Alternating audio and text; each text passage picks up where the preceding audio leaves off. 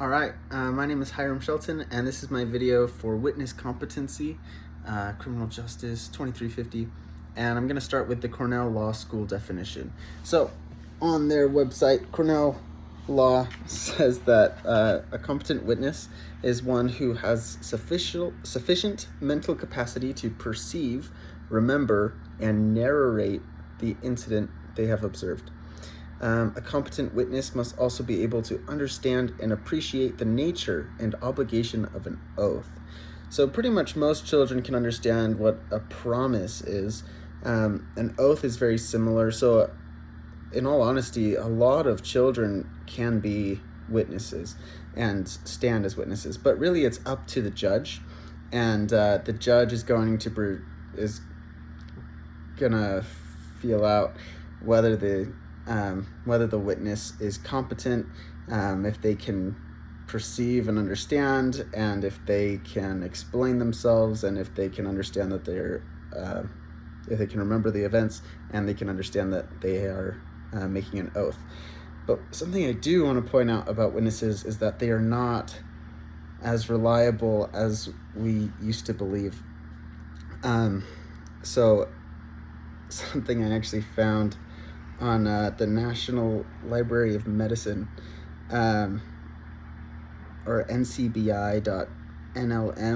This is the official website.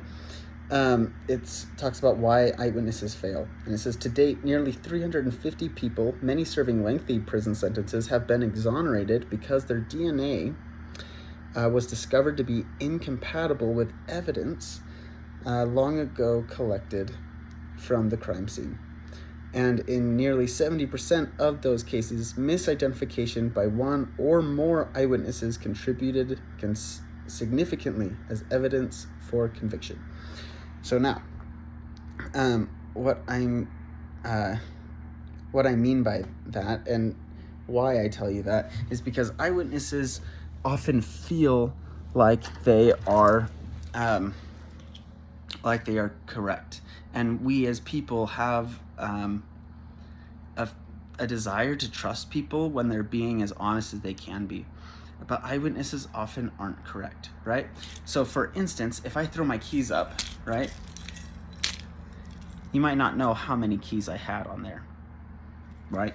But when it comes to a police officer asking, how many people did you see? And they saw it, you absolutely saw my keys. And if I said how many keys were on there, and I'm a person of authority, and you absolutely saw it, you're gonna feel pressure to answer and feel almost certain about it, right? You might say, I saw 4 keys on there. I know I saw 4 keys. But the thing about a crime is that the pressure is high, there's a lot of adrenaline, there's a lot of feelings involved, and so people are often wrong and don't see correctly. Sometimes they just see a part of it and they talk as though they know the whole thing, and so eyewitnesses are not to be trusted as much as DNA evidence. And but yeah, I guess we're just talking about the competency of an eyewitness, and really that just comes down to their ability to understand the situation, be able to communicate, and be able to remember the situation and understand what an oath means. So thanks for listening. That's my video.